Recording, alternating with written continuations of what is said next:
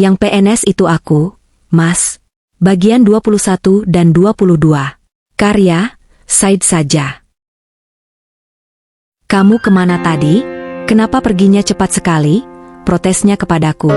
Aku kan sudah bilang kalau pagi ini aku mau beli sepeda motor itu. Dan aku sudah mendapatkannya.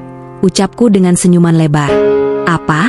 Kamu benar-benar sudah membeli sepeda motor itu? Jadi kamu tak punya uang sedikit pun lagi, kan? Tanyanya dengan wajah terkejut. Benar, Mas. Hanya bersisa sedikit untuk keperluanku saja sampai akhir bulan. Balasku kembali. Lalu bagaimana dengan keperluan rumah? Sekar? Kamu tahu sendiri kan kalau ayah lagi sakit dan dia tidak bisa bekerja. Begitupun dengan Mas Erwan yang tak mungkin bekerja sendirian, karena dia biasa kerja bareng sama ayah. Ucapnya dengan wajah gelisah. Ya, itu masalah kamu, Mas. Lagi pula, ngapain bohong lama-lama? Sih?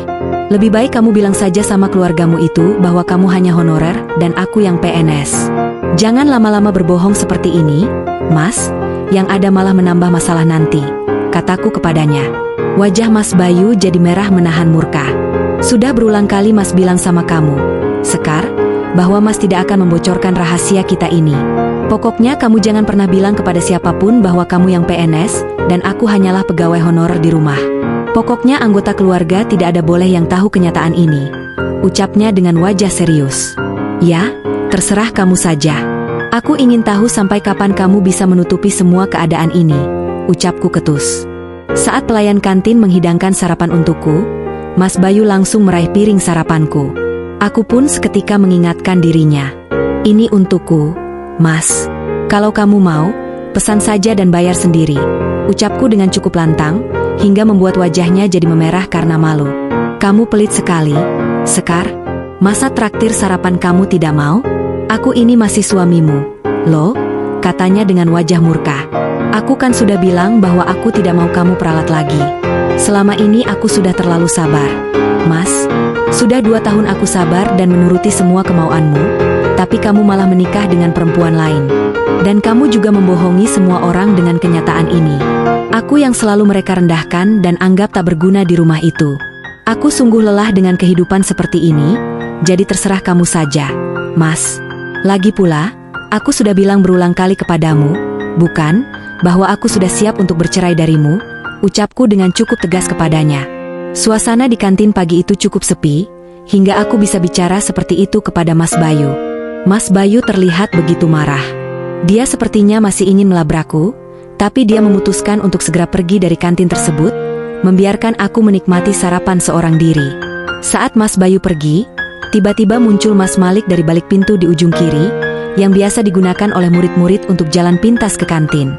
Wajah Mas Malik begitu serius. Dia langsung menghampiriku, kemudian bertanya dengan wajah serius. Apa-apaan ini, Sekar? Apa kamu bertukar peran dengan suamimu itu di rumah keluarannya? Ucapnya dengan wajah serius. Aku seketika terkejut dan memasang wajah panik, karena ternyata pembicaraan antara aku dan juga Mas Bayu didengar oleh Mas Malik. Wajah Mas Malik terlihat begitu terkejut. Dia menatapku dengan sorot mata penuh kebingungan, seakan ingin minta penjelasan lebih rinci dariku atas apa yang dia dengar barusan. Sementara aku tak bisa berkata apapun lagi. Aku jadi bingung harus menjawab seperti apa. Aku juga tak mungkin menceritakan masalah rumah tanggaku kepada orang lain, meskipun dia adalah mantan kekasih hatiku sendiri. Mulutku bangkem. Sementara Mas Malik berdiri tepat di hadapanku, menunggu penjelasan untuknya. Maksud kamu apa, Mas? Ucapku pada akhirnya. Wajah Mas Malik semakin serius. Dia menarik kursi, lalu duduk tepat di hadapanku. Mas dengar semua pembicaraan antara kamu dan juga Bayu barusan. Apa benar kamu bertukar peran di rumah mertuamu? Menyampaikan kepada mertuamu bahwa yang PNS adalah Bayu, sementara kamu masih honor? Apa-apaan ini, Sekar? Kamu kenapa melakukan hal itu? Ucapnya dengan wajah serius. Bahkan, aku bisa melihat bagaimana dia terlihat begitu marah dengan apa yang dia ketahui barusan. Oh, soal itu tidak apa-apa kok, Mas. Itu hanya kebohongan kecil yang mungkin sebentar lagi akan segera terbongkar. Jawabku acuh. Aku sengaja bersikap seperti itu agar Mas Malik tidak semakin bertanya yang macam-macam. Aku tak ingin dia mengetahui bahwa rumah tanggaku begitu kacau. Bahkan sekarang suamiku sudah memiliki istri kedua.